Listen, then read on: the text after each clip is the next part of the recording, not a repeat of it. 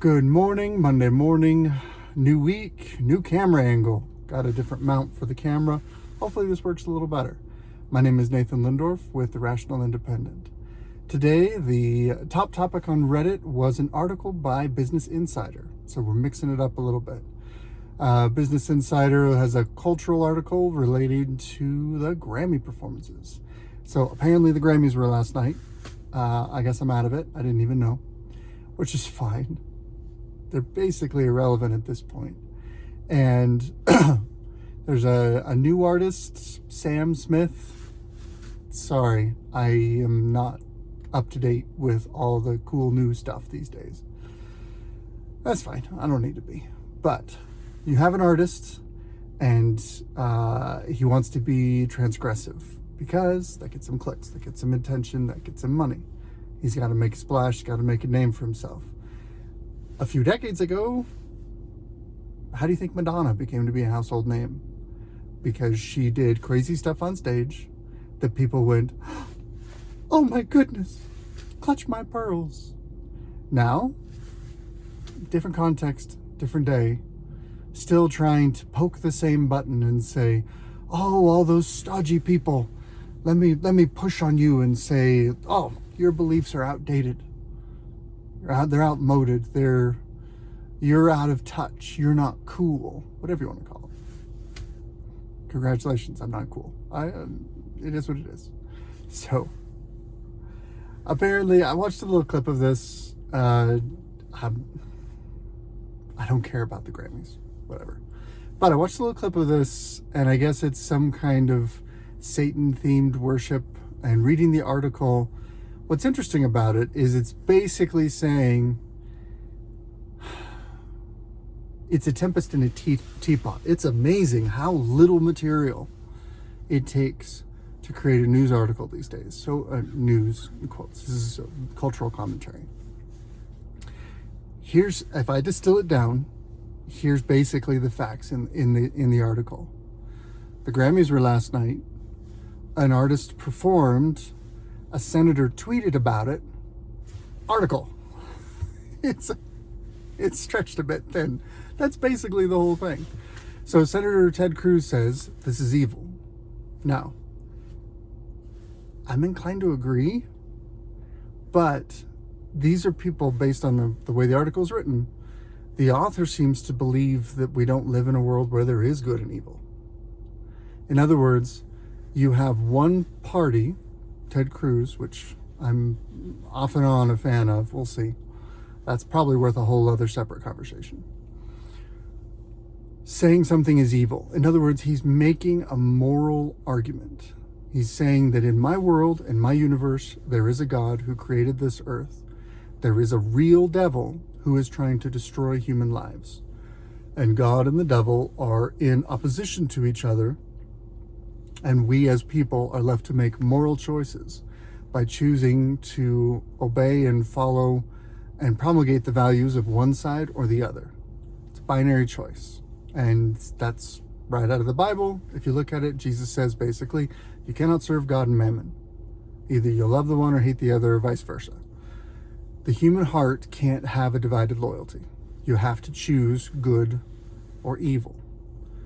That's the framework that Ted Cruz is making his argument from. But he's making it to people at the Grammys who, if you look at Satanism, or by extension humanism, or Satanism is different than atheism. But if you look at this, you have a Satan-themed duet with a non-binary artist and a transgender artist, and this is part of their identity and who they are. This is what makes them special. This is what makes them important. So if you have all of these trappings, okay, you can get lost in the shuffle and get confused. But really what you're saying is that you have this group of people who are presenting a musical performance, but they are using that musical performance and that cultural institution of the Grammys to promulgate a worldview that denies objective truth, that promulgates the idea of my truth, which by definition means if I have a truth and you have a truth, then we both have our own truths, which means there can't be one objective truth that we both reconcile our beliefs to. The philosophy of that subjectivism, it creates a mess in the culture. I mean, that's why modern art stinks to high heaven, because it's no longer about creating truth, creating beauty, trying to use skill honed by decades of practice to craft something that is hauntingly beautiful, that is mystic, almost mystically true. Think about the enduring appeal of Starry, Starry Night by Van Gogh, of the Mona Lisa. These are works that are objectively high quality. They are objectively speaking to something that is true to the human experience. So it resonates. This ties back again to what we were talking about with modern storytelling. When you walk away from objective truth, you create an irreconcilable difference, a worldview, where you can't talk to people, you talk past each other. And that's why, if you look at the article, it's clearly written from someone who is sympathetic to the artist and the idea that having the first trans person on stage with the first non-binary performing a duet is somehow a moral and social good, because that's true in their perspective. That's on one side. On the other side, you have a senator saying this is evil, because morally I object to what is being purported here. You're teaching children to worship the devil, and that is evil, because if you worship the devil, you must hate God. If you take Jesus's words literally, either one, you will love the one and hate the other. You cannot serve God and mammon. So they talk past each other. And I see this over and over as I look in the culture. I see people saying, we are so cemented in our own personal beliefs. We are so secure in the way we look at life and the world that we're not really trying to come to to an understanding. We're not really trying to reason together. It's one of the reasons why I call my channel The Rational Independent. I am a proponent for rational discussion. I am a proponent for coming to the table with my set of values, and you come to the table with your set of values. And whoever can rationalize their position the most effectively should be able to persuade the other person.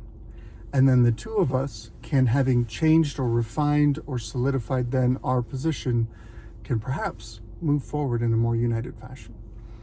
That's my goal for this channel, to try and help society. But it might be a fool's errand. It might be tilting at windmills.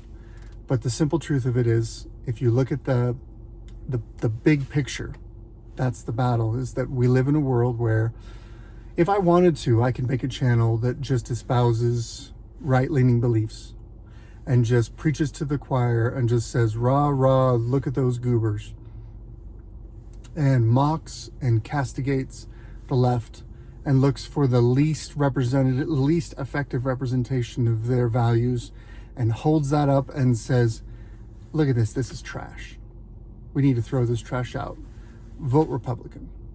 Vote for Mitt Romney. Vote for whatever. But these other guys, they're evil. They're not even worth your time.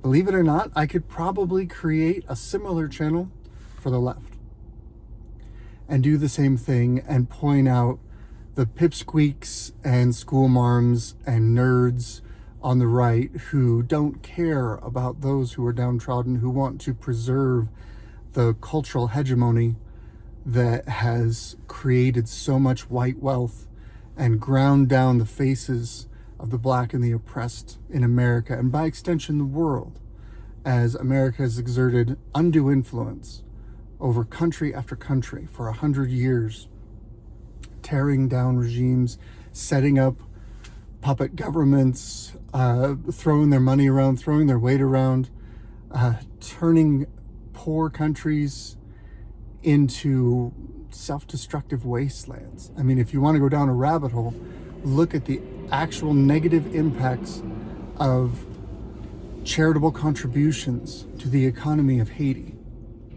The fact that America is so wealthy that it can just throw food at Haiti means that people who live on the island and are trying to earn a living growing rice have to compete with rice that was donated from America.